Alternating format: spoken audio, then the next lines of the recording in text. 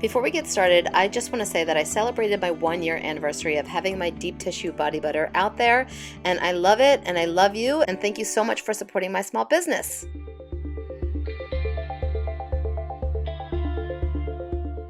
Okay, so I'm starting off with some hyperspeed skeleton painting. I use this footage already for my scalenes video, so if you want to check that one out, I'll include the link in the description below.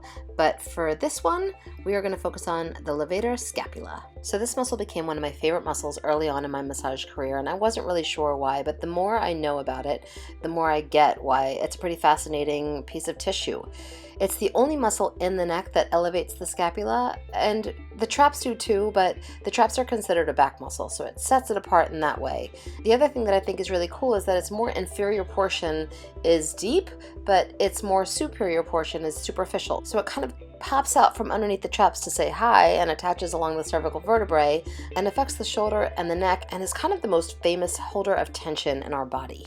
I know all muscles are famously holders of tension as well, but this one is up in the shoulder, and we as a society, and argumentatively we as a species, are famously holding our shoulders up into our ears all the time. This muscle is one of the major players in that role and gets locked up and loaded with trigger points. While I'm doing a little highlighting, I want to share with you guys that I've nicknamed the superior angle of the scapula the perfect storm. And I've done this because it is essentially this perfect storm and total collision of muscles that cross over and pull on this part of the scapula that creates such tension that it sends trigger point sensations kind of up into the head and down the arm and down the back.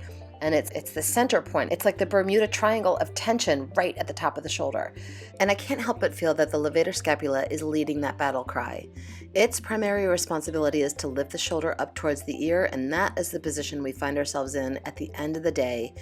And that levator scapula does not want to let go of that job.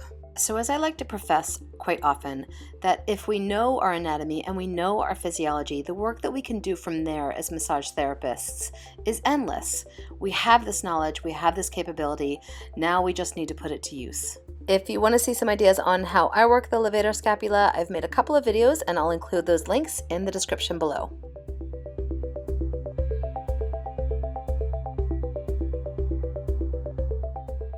And here is what this Captain of Chaos does. It elevates the scapula. That's its primary job. It also laterally tilts the head and neck to the same side and rotates the head and neck to the same side. Everybody say hi to Sally. Hi, Sally. Bilaterally, it's going to extend the head and neck back. So that's when both muscles are acting at the same time. And then lastly, it also upwardly rotates the scapula, which is a little bit of a weird action, but it's going to help to rotate that scapula upward when we raise our arm up above 90 degrees. Really quick before you go, here's a sneak peek at my newest product I'm about to launch. I'm so excited about it. This stuff is like silk. I can't wait for you guys to try it. Thanks for watching. Don't forget to subscribe, and I'll see you next time.